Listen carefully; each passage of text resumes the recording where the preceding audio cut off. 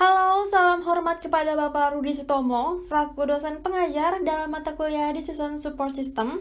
Semoga hari ini selalu diberi kesehatan dan kebahagiaan oleh Tuhan Yang Maha Esa. Kami dari kelompok 7 dalam mata kuliah Decision Support System yang beranggotakan Azaki, Fasya, Nida, Grace, dan Winda akan mempresentasikan tentang sistem pendukung keputusan pemilihan mobil menggunakan metode AHP. Nah, alasan mengapa kami memilih judul topik ini dikarenakan karena ketersediaan kapasitas penumpang yang banyak dan waktu yang lebih efektif untuk berpergian ke tempat yang dituju, mobil menjadi salah satu alat transportasi yang banyak digunakan di seluruh dunia. Kemudian, berbagai macam tipe mobil yang dapat kita pilih untuk dibeli, dan ada pun beberapa macam merek mobil yang dapat kita tentukan sebelum membeli mobil sesuai dengan kebutuhan dan keinginan, mulai dari harga jual yang terbilang cukup murah hingga harga yang sangat mahal. Selanjutnya untuk materi metode. Metode ini kita menggunakan Decision Support System. Nah, Decision Support System ini merupakan sistem berbasis komputer interaktif yang dapat membantu mengambil suatu keputusan dengan menggunakan data dan berbagai macam model untuk memecahkan suatu masalah yang tidak terstruktur. Selanjutnya adalah metode Analytical Hierarchy Process atau AHP. Di sini merupakan metode untuk memecahkan suatu situasi yang kompleks, tidak terstruktur, ke dalam beberapa komponen dalam susunan yang hierarki, dengan memberi nilai subjektif tentang pentingnya setiap variabel secara relatif dan menetapkan setiap variabel mana yang memiliki prioritas paling tinggi yang berguna untuk mempengaruhi hasil pada situasi tersebut. Nah, dalam metode yang terakhir ini, kita menggunakan metode Python. Python adalah bahasa pemrograman interpretatif yang bisa dipasang pada berbagai platform, khususnya pada platform yang berfokus pada keterbacaan kode. Bahasa pemrograman Python mengusung konsep desain yang bagus dan sederhana dengan berfokus pada kemudahan penggunaan. Nah, membaca, mempelajari, menggunakan ulang, dan merawat Python tergolong mudah untuk pemula sekalipun. Selanjutnya penjelasan source code dalam sistem pendukung keputusan pemilihan mobil menggunakan metode AHP ini yaitu sekarang kita akan masuk ke dalam program yang telah kita buat dengan menggunakan bahasa pemrograman Python, di mana pada tahap awal kita akan mengimport library yang dibutuhkan yaitu NumPy SNP, Pandas SPD, dan normalizer yang berasal dari sklearn preprocessing. Lalu kita akan membuat data frame yang bernama kriteria dengan isi tipe mobil, harga, speed, dan bahan bakar. Kita dapat memanggil data frame tersebut dengan mengetik sinteks kriteria. Lalu selanjutnya kita akan menormalisasi data frame kriteria tersebut. Sebagai salah satu contohnya, di sini terdapat kriteria dengan kolom harga. Kita normalisasi dengan rumus kriteria harga dibagi jumlah keseluruhan kriteria harga. Nah, selanjutnya kita akan membuat kolom baru yang bernama rsum dan refresh. Di sini rsum memiliki rumus kriteria harga, ditambah kriteria tipe mobil, ditambah kriteria bahan bakar, ditambah kriteria speed. Lalu, rsum tadi kita masukkan ke dalam rumus refresh, di mana rumus refresh sendiri adalah kriteria rsum dibagi 4. Dan didapatlah data frame yang berisikan kolom baru yaitu rsum dan refresh. Lalu di sini kita memanggil indeks pada kriteria. Di sini kita juga menggunakan library matplotlib.pyplot, SPLT, dan Seaborn as SNS. Nah, SNS ini atau Seaborn ini memiliki banyak plot di dalamnya. Salah satunya yang kita gunakan sekarang adalah bar plot. Jadi di sini kita menggunakan bar plot dengan sumbu X yaitu indeks dan sumbu Y yaitu refresh atau kriteria vektor. Semua itu kita ambil dari data frame yang bernama kriteria tadi. Selanjutnya kita akan membuat variabel baru yang bernama A, B, C, D, E, F, G, H, I, di mana tipe data pada variabel tersebut adalah float, dan kita dapat menginputnya saat kita merunning codingannya. Nah, selanjutnya kita akan membuat data frame yang bernama merek dengan isi Toyota, Honda, dan Lexus. Selanjutnya, untuk kriteria merek, dilakukan normalisasi kriteria merek. Salah satunya yaitu kriteria merek dari kolom Toyota yang dinormalisasikan dengan menggunakan rumus merek Toyota sama dengan merek Toyota dibagi sum merek Toyota.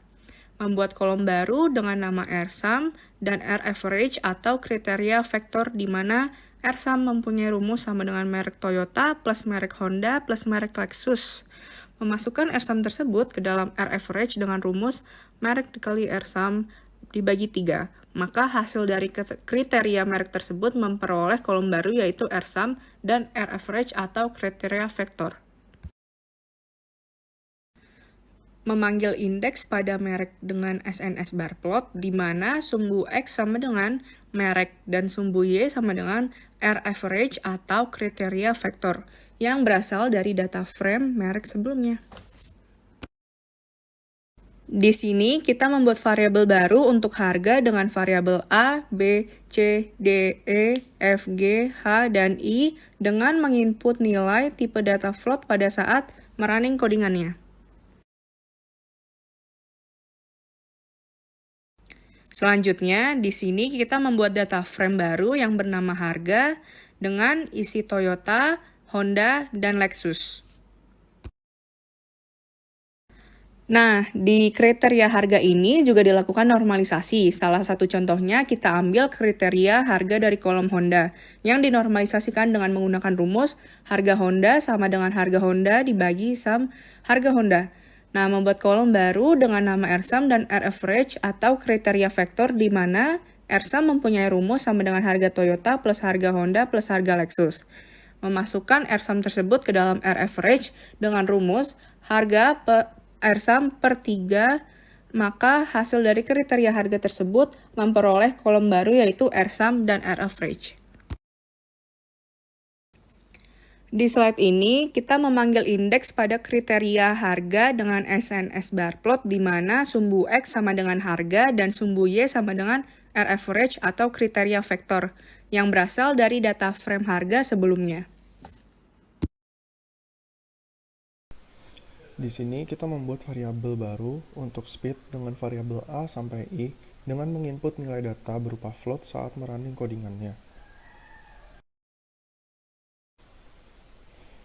Selanjutnya, kita membuat data frame baru yang bernama speed dengan isi Toyota, Honda, dan Lexus. Lalu, pada kriteria speed ini dilakukan normalisasi. Salah satu contohnya, kita ambil kriteria speed dengan rumus speed Lexus dibagi sum speed Lexus. Lalu membuat kolom baru untuk R-sum dengan rumus speed Honda ditambah speed Toyota ditambah speed Lexus. Dan satu lagi kolom R-average dengan rumus R-sum dibagi 3.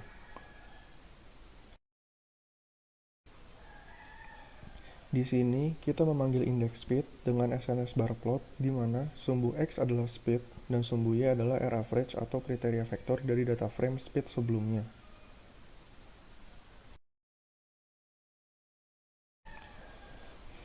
Di sini, kita membuat variabel baru untuk bahan bakar dengan variabel A sampai dengan I dengan menginput nilai data berupa float saat merunning codingannya. Selanjutnya kita membuat data frame baru yang bernama bahan bakar dengan isi Toyota, Honda, dan Lexus. Selanjutnya melakukan normalisasi kriteria bahan bakar. Salah satunya yaitu kriteria bahan bakar dari kolom Toyota yang dinormalisasikan dengan menggunakan rumus bahan bakar Toyota dibagi jumlah keseluruhan bahan bakar Toyota. Kemudian membuat kolom baru dengan nama R-sum dan R-average, di mana R-sum mempunyai rumus bahan bakar Toyota ditambah bahan bakar Honda ditambah bahan bakar Lexus. Selanjutnya memasukkan R-sum tersebut ke dalam R-average dengan rumus bahan bakar R-sum dibagi 3. Maka, hasil dari kriteria bahan bakar tersebut memperoleh kolom baru yaitu R-sum dan R-average. Selanjutnya memanggil indeks pada bahan bakar dengan SNS bar plot, di mana sumbu X sama dengan bahan bakar dan sumbu Y sama dengan re-average atau kriteria vektor, yang berasal dari data frame bahan bakar sebelumnya. Selanjutnya, sintaks PD data frame yaitu Membuat sebuah data frame di mana data frame X berisikan R-average dari data frame harga, Y berisikan R-average dari data frame merek, Z berisikan R-average dari data frame speed, dan W yang berisikan R-average dari data frame bahan bakar. Selanjutnya membuat data frame total yang berisi variabel yang telah dibuat sebelumnya, yang berisikan concat dari data frame X, Y, Z, dan W, di mana fungsi concat adalah untuk menggabungkan data frame tersebut. Selain itu, ada pun axis sama dengan 1, yang digunakan untuk memasukkan data ke dalam sumbu X. Maka, hasil R-average atau kriteria vektor yang diperoleh yaitu sebagai berikut. Dan yang terakhir membuat data frame final, yang terdiri dari kolom kandidat dan kolom kriteria weights berdasarkan ketiga merek tersebut, yaitu Toyota, Honda, dan Lexus. Selanjutnya, SNS barplot, yang terdiri dari sumbu X sama dengan kandidat, dan sumbu Y sama dengan kriteria weights berdasarkan ketiga merek tersebut, yaitu Toyota, Honda, dan Lexus. Selanjutnya, kesimpulan. Berdasarkan hasil dari sistem pendukung keputusan dalam pemilihan mobil yang telah dibuat, ada 3 merek mobil yang digunakan, yaitu terdiri dari Toyota, Honda, dan Lexus. Selain itu, ada beberapa atribut yang dipilih, yaitu tipe mobil, harga, speed, dan bahan bakar. Maka, dapat disimpulkan bahwa merek mobil yang paling bagus berdasarkan harga, speed, dan penggunaan bahan bakar, yaitu Lexus. Sekian penjelasan mengenai sistem pendukung keputusan pemilihan mobil menggunakan metode AHP dengan menggunakan bahasa pemrograman Python yang kami buat. Maaf jika ada kesalahan dan terima kasih.